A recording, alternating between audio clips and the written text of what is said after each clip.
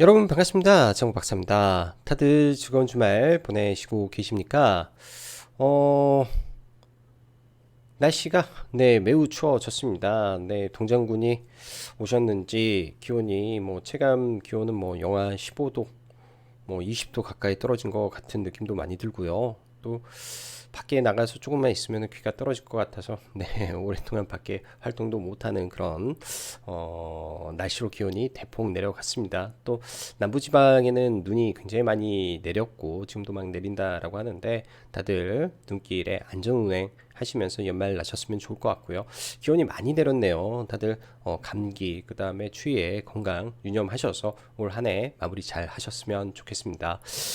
올 한 해 이제 며칠 남지 않았네요. 이제 2주 남았고 거래일수로 보면은 8거래일 정도 남았나요? 다다음 주 12월 마지막 거래일은 또 휴장이기 때문에 9거래일 정도 남은 시장인데 지금 이제 적지 않은, 그러니까 9거래일 정도 남은 시장에 무리하기보다는 올해 만약에 산타랠리가 없다면 내년 초에 또 새로운 마음으로 증시는 아마 올라가지 않을까라는 생각이 듭니다.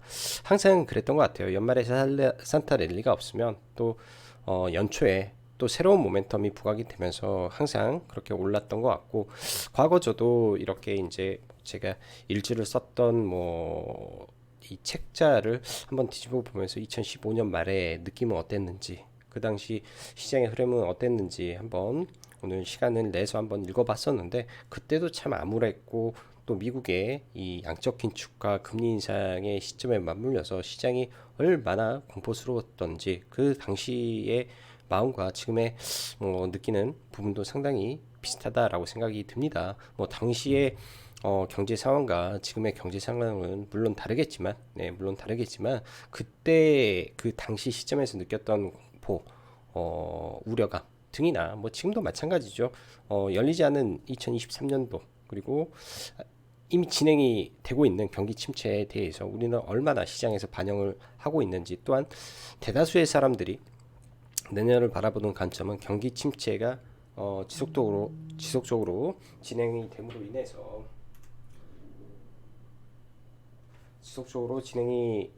인해서 기업들의 실적이 깨지고 상당 부분 많은 이 고통이 따를 것이다라는 것을 모든 사람은 알고 있는데, 모두가 아는 시점에서 더 급락을 하고 떨어져야 되는 것인지 다시 한번 저도 꼼꼼히 체크를 하면서 올 한 해를 잘 마무리해 보려고 합니다. 자, 그럼 바로 시작해 보도록 하죠. 미 증시 하락과 국내 증시 방향, 그리고 연말 산타랠리가 만약 없다면 연초 효과는 나올 것이다 라고 생각을 합니다.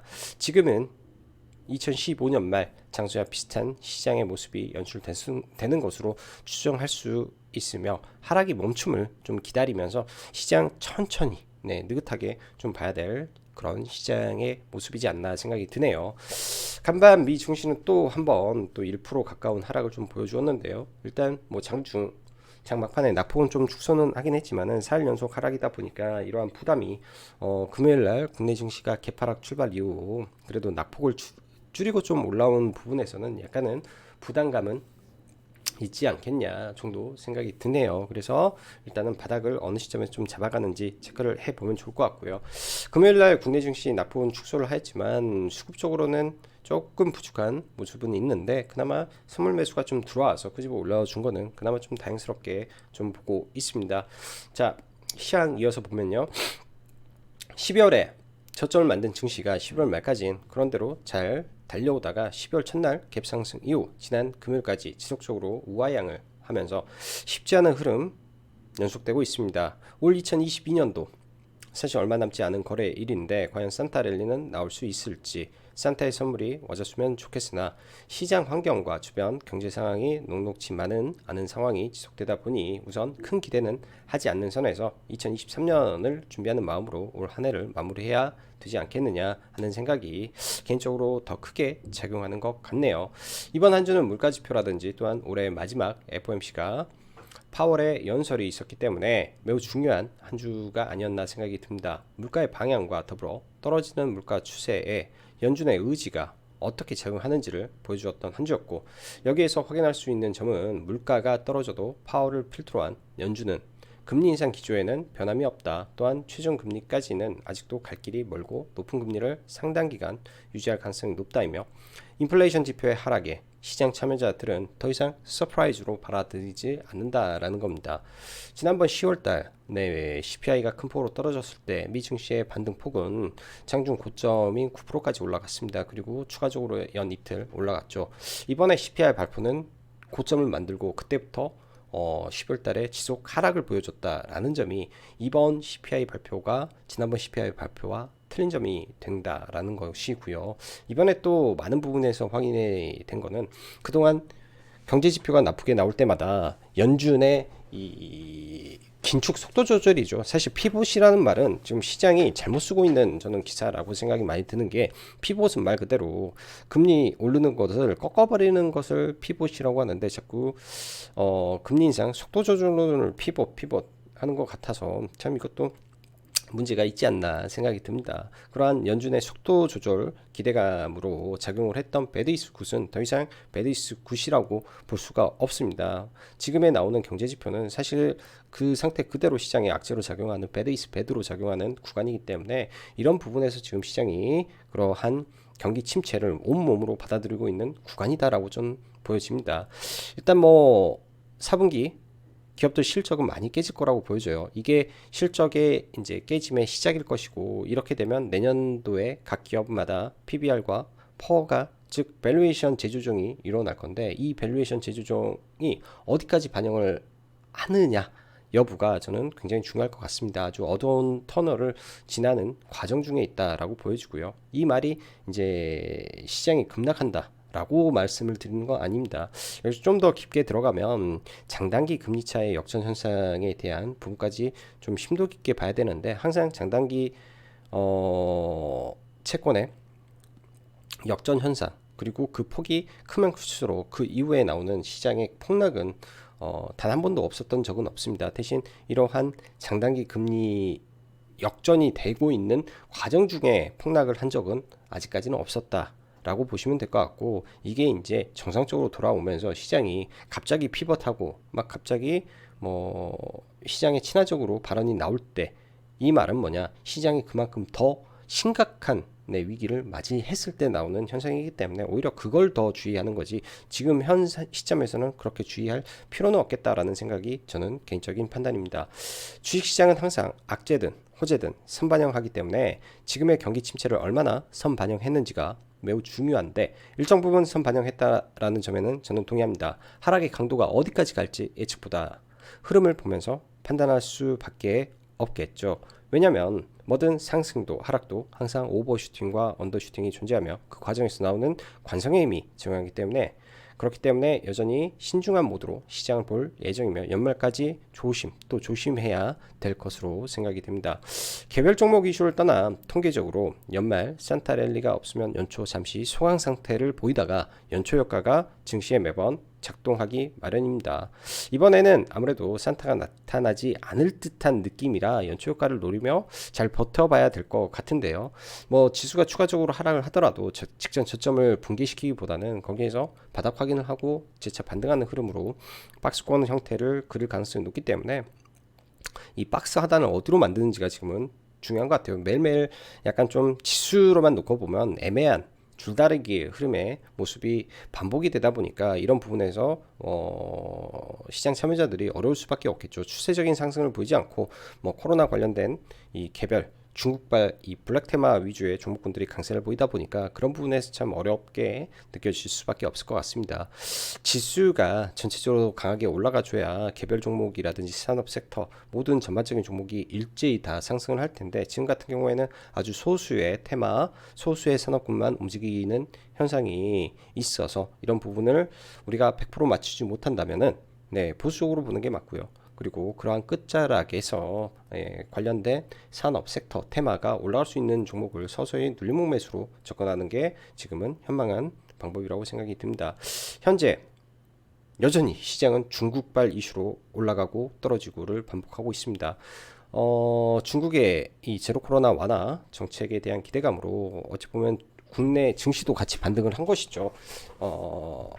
한국의 경제 자체가 중국과의 밀접한 연관을 갖고 찌고 있고, 중국이 이 개방과 중국의 산업이 반등을 할 경우에 또 우리나라 산업 소재가 많이 들어가기 때문에 그런 부분에서의 반등이 많았다라고 볼 수 있는데요. 지금은 다시 한번 제로 코로나를 풀어버린 이후에 확진자가 급증하고 있고, 이로 인한 또 중국이 스탑을 하는 과정이기 때문에 이로 인한 단기 충격이 증시에도 산업에도 일시적으로 발생할 수도 있을 것 같습니다. 그래서 뭐 이번 주도 참 어렵겠지만은 그런 이 코로나 관련 섹터 위주로 흐름이 좀 연속되지 않을까 싶어요. 이 코로나 관련된 종목군들은 조심스러운 게 뭐냐면 3년이 넘게 해먹었던 종목이고, 또 근 한 6개월은 올라가지도 못하고 다 죽었죠. 그래서 지금 올라가는 종목군들이 추세적으로 뭐 대시세를 내려오고 가는 게 아니라 이번 기회에 한탕 해먹고 다 빠져나올 수밖에 없는 구조다 보니까 그런 점을 인지하고 절대 물리면 안 된다라는 다짐으로 종목을 봐야 되겠죠. 절대 물려서는 안 된다. 왜? 테마가 끝나버리면 반등 없이 끝까지 밀어버릴 수가 있기 때문에 정말로 조심해서 봐야 될 종목입니다. 물리면 안 되는 종목이 저는 코로나 섹터라고 보여지고요. 자, 그 말은 뭐냐? 내가 잘할 자신 있으면 보는 거고, 못하겠다 하면 차라리 안 봐버리고 시장을 공부한다 생각을 해서 보는 게 저는 좀 유리할 거라고 보여집니다. 뭐 개개인마다 능력치의 차이가 있기 때문에 잘할 수 있으면은 보는 게 좋죠. 지금 가장 강한 테마기 때문에 보는 게 좋은데, 그게 자신 없거나 쉽지 않다면은 안 보는 게 좋겠다 정도 생각을 해볼 수 있을 것 같습니다. 자, 그 이후에 중국이 얼마나 빨리 코로나 사태를 진정시키는지가 우리 경제에는 매우 중요한 버팀목이 될 것이기 때문에 중국의 코로나 사태에 대한 모니터링은 좀 더 면밀히 할 필요가 있을 것 같습니다. 우리나라의 기준에서 봤을 때 20만 명을 하루에 넘었을 때가 코로나 꼭지점이 왔죠. 엄청나게 이슈화가 되고 정점이 됐을 때 뭐 휴마시스라든지 그 당시 이 마지막 하이라이트로 굉장히 연 이틀 급등을 합니다. 그 다음에 이런 종목군들이 죽고 오히려 리오프닝이 올라가 버렸다라는 점, 이게 중국 시장에도 똑같이 작용을 할 가능성이 매우 높지 않나 생각이 들어요. 오히려 굉장히 공포스럽게 기사가 몰아치면서 나올 때가 오히려 빠져나올 때다. 반대로 리오프닝 관심 가질 때다라고 보여집니다.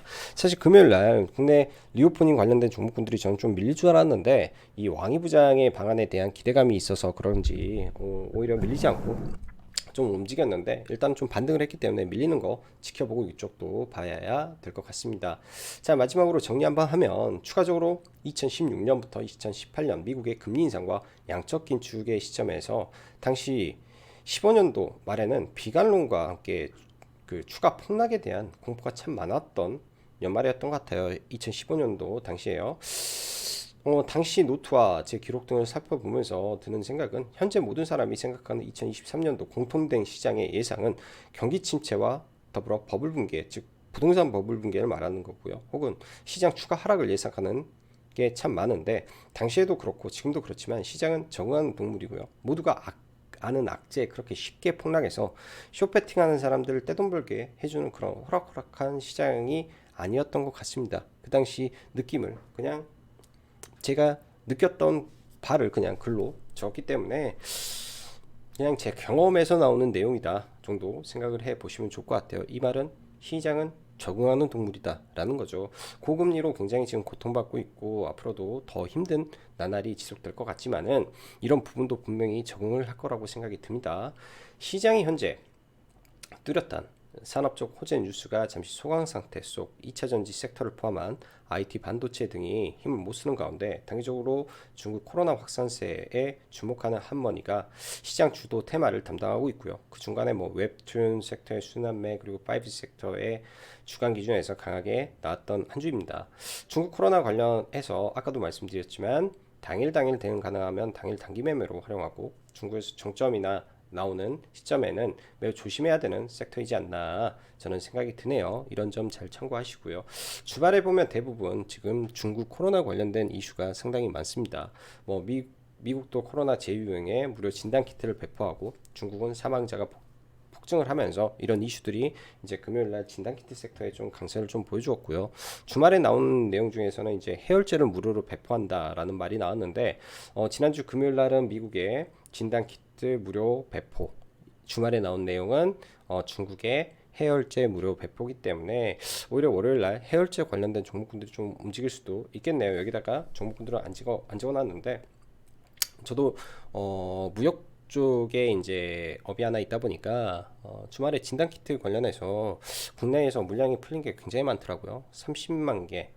뭐 저도 듣지도 못했던 뭐 브랜드라든지 뭐 중국에 떠넘기려고 하는데 이 부분에서 중국의 당국의 적발이 상당히 강함을 저는 확인했습니다. 그게 뭐냐면 이 고가에 판매를 했을 때 판매자들 전부 다 지금 감옥에 쳐넣고 있기 때문에 이런 부분이 따이공을 통해서 가기가 참 어렵더라고요. 저도 알아봤었는데 어려웠고 타이레놀 같은 경우가 엄청나게 국내에서 떼가고 있습니다. 이거는 제가 뭐 박스채로 가져가는 구입 의사를 묻는 사람들이 실제로 너무 많았기 때문에 타이레놀 해열제 이쪽이 좀 많구나 라는 생각이 좀 듭니다. 그래서 이런 부분에서 실제로 무역 관련해서 이슈가 있었기 때문에 한번 봐볼 필요는 있겠다 정도 생각이 들고요.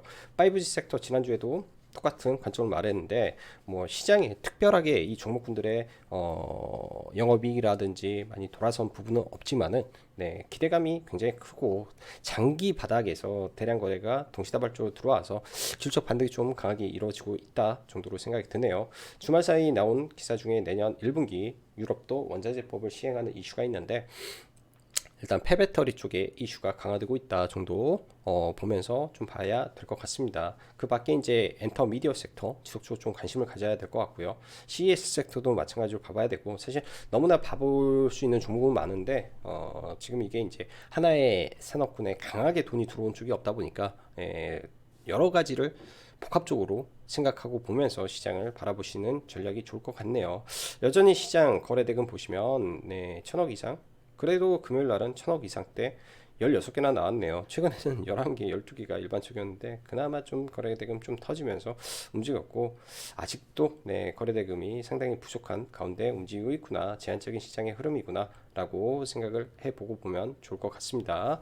자, 지수 보고 넘어가죠. 자, 그리고 라이브 방송 가입 진행 연말까지 일단은 받고 있으니까 관심 있으신 분들은 보시고요. 자, 먼저 나스닥 지수를 보겠습니다.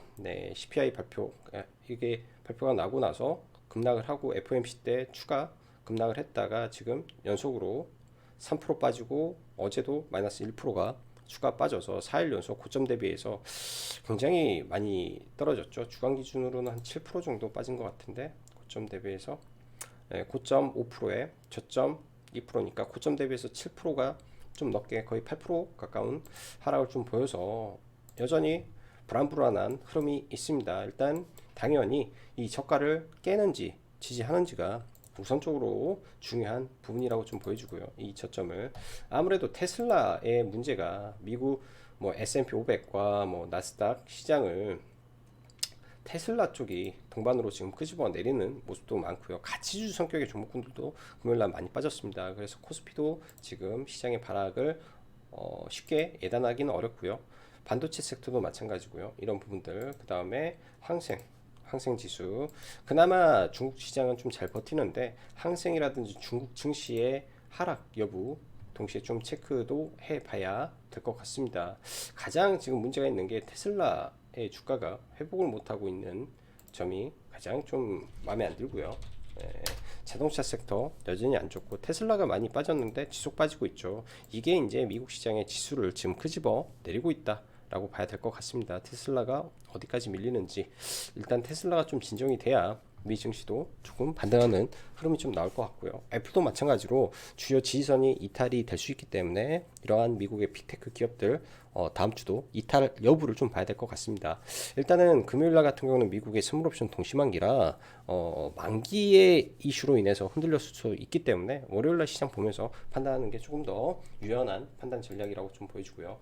국내 코스닥 금요일날 개파락 일단은 이날 올랐다가 뭐 0.8% 빠졌었기 때문에 그런 부분에서 일부 선반영 그리고 1.5% 해서 연이틀 반등 그 하락폭이 미국 시장 마이너스 3%랑 비슷했기 때문에 뭐 아침에 시가부터 바로 좀 돈이 들어오지 않았나 싶은데 어쩔 수 없이 개파락 출발을 할 수밖에 없을 것 같습니다. 그래서 일단 700포인트 사수 여부가 중요할 것 같고요. 아무래도 이런 구간에서는 지지 구간이 많기 때문에 쉽게 깨지지는 않겠다 정도. 700포인트 언저리에서 코스닥 바닥을 잡아가는지 봐야 될 것 같고요.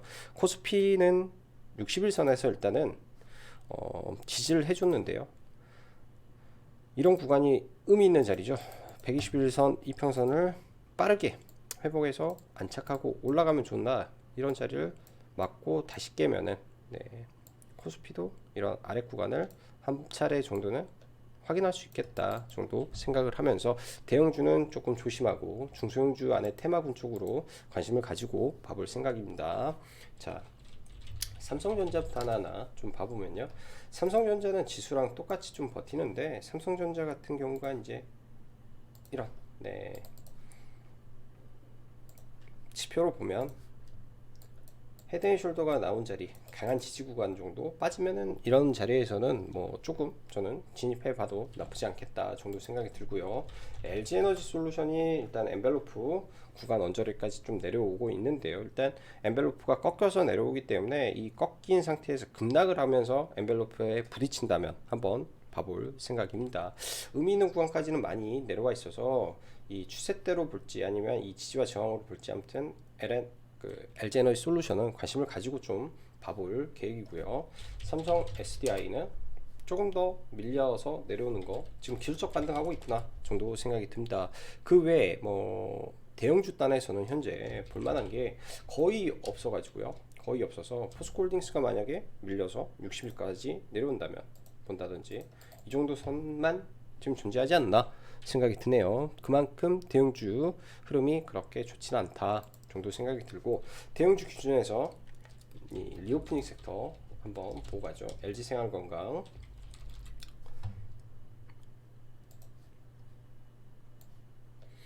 최근에는 가장 센 게 지금 리오프닝에서는 FNF 홀딩스가 가장 좋은데요. 일단은 기본적으로 실적적인 측면에서 나쁘지 않기 때문에 그런 점이 좀 작용되지 않고 있냐 정도 생각이 들고, 지금의 거래 대금 터지는 강도가 매우 센 것 같습니다. 그래서 FNF는 계속 좀 지켜봐야 될 것 같아요. 시장이 하락하고 눌려도 계속 올라가는 지금 성질을 좀 보여주고 있고, 시가총액 지주사 기준에서 1조 2천억에 영업이익 측면에서 막강한 영업이익을 이미 내고 있다라는 점만 보더라도, 올해 연말은 당연히 많이 나오죠. 통상적으로 이 의류주들은 연말 연초에 실적이 잘 나오는 구조다 보니까 아마 연말 실적도 잘 나올 것 같습니다. 그러면 이미 작년 영업이익의 50% 이상 넘어가 있는 상태에서 12월 실적 발표를 할 것이고, 12월 실적에서 1,000억 이상이 나오면 4,000억 이상, 5,000억 가까운 영업이익이 찍혀버리기 때문에 지금의 1조 2천억 밸류 측면에서는 해볼만 한 종목인 것 같아요. 밸류 측면에서만 보면 해볼만 한 종목이지 않나 라고 생각이 들고, FNF도 나름 나쁘지 않은 실적이 이어지고 있기 때문에 동시에 같이 한번 봐보면 좋겠다 생각이 듭니다. 그래서 FNF 홀딩스 대형주 측면에서 좀 봐보고요. 청담글로벌이라든지 종목들 잘 지켜주고 있는데, 이쪽은 지금 당장 매물보다는 관심 섹터에서만 좀 보고요. CJENM도 지난번 강한 거래량 동반해서 좀 돌파를 했는데 장기 평선까지 밀리는지, 여전히 기관 수급 잘 들어오고 있는 종목군들이라 좀 체크는 해놓고 볼 필요가 있을 것 같습니다. 자, 금요일날 나노엔텍이 일단 상가에 좀 들어갔고, 뭐 수젠텍이라든지 휴마시스 등 진단키트가 좀 강했는데요. 저도 라이브 방송에서 회원님들에게 뭐 진단키트 이야기를 좀 드리고 진단키트 관련 쪽 말 좀 많이 했었는데, 저도 수젠텍은 좀 매매를 짧게 했던 것 같아요. 수젠텍 할 때 뭐 다른 종목 관련해서 좀 이야기를 하고 있다가 수젠텍 매매를 못 해버려 가지고 좀 고점에서 들어가다 보니까 뭐 매매가 좀 잘 안 됐는데요. 12,300원 정도 들어와서 뭐 짧게 한 2% 정도?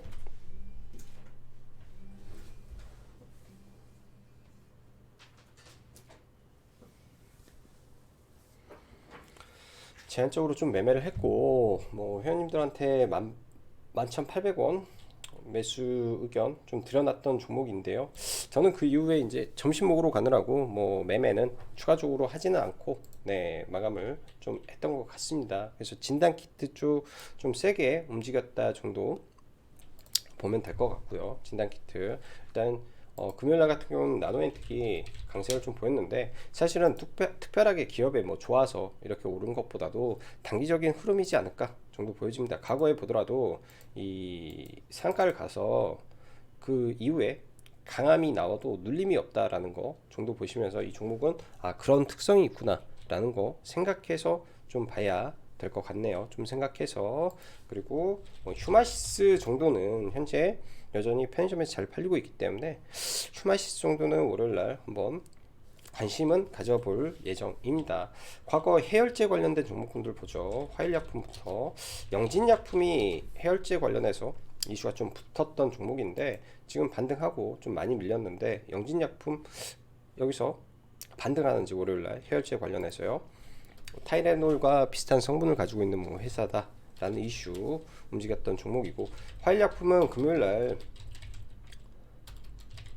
아침에 기술적 반등을 이미 해줬기 때문에 다시 올라가기는 좀 어려울 것 같습니다. 거래대금도 이 구간에서 많이 터져서 이걸 뚫고 올라가기는 좀 어려울 것 같고요. 일단 영진약품이라든지 아침에 해열제 관련된 종목군들이 좀 움직이는지 정도 보면서 종목군들은 봐야 되지 않나 생각이 드네요. 아마 아침에 시가에 종목군들이 많이 좀 움직임을 보일 거라 시가를 보면서 대응을 해야 될 것 같습니다. 자, 금요일날 상한가가 한 두 종목 정도 나왔는데 SCM 생명과학이라든지 연속해서 두 종목 정도 상이 나왔는데 일단 SCM은 조금 어려울 것 같고 종목이요. SCM은 좀 어려울 것 같고 최근에 상한가 갔던 종목군들 중에 소메아젠이라는 종목이 일단 모더나가 주말에 금요일날 하락을 했기 때문에 이런 소메아젠이 다시 이런 구간에서 기술적으로 지지를 받고 올라가는지 좀 보면서 월요일 좀 봐봐야 될 것 같네요. 모더나 관련해서 매출이 폭증할 가능성이 있다. 그러나 금요일날 모더나가 급락을 해서 이 종목도 동반해서 떨어진다면 이런 구간에서 지지받고 다시 올라가는지 정도 상가 매매를 좀 고려를 해보면 좋을 것 같고요. 금요일날 이제 소마젠도 좀 매매를 좀 했었는데요. 다시 뭐 이런 구간들 지지와 저항이 좀 잘 있는 자리에 온다면은 그때는 한번 봐보면 괜찮겠다 생각이 듭니다. M&A 관련해서 STX 중공업에 이 한국조선해양이 참여를 했죠. 참여를 해서 강하게 일단은 상승이 나왔습니다. 통상 이렇게 기대감이 올라서 떨어질 때는 이렇게 음봉 한두 차례 주고 또 올라가는 가능성이 있는데요.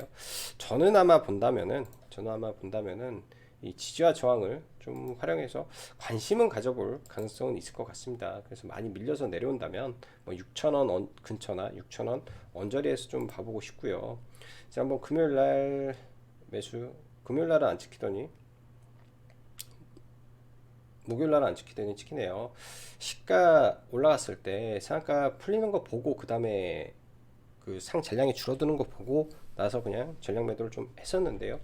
오랜만에 멋짐 상을 네, 매매가 돼서 굉장히 좀 감사한 종목이 됐는데 이것도 추후에 보면 좋을 것 같아요. 일단은 중소기업을 대기업이 산다라는 것 자체는 호재라고 생각이 듭니다. 그런 호재가 있기 때문에 해자가 있기 때문에 좀 봐야 될 것 같고요. 자, 5G 관련해서 에이스테크라든지 굉장히 흐름이 좋죠. 굉장히 흐름이 좀 괜찮은 부분으로 연속이 되고 있습니다. 일단 당장에 이 종목군들이 이런 구간을 뚫고 올라가기는 쉽지는 않을 것 같은데 적어도 박스권은 그럴 가능성이 높겠다라고 보여주고요.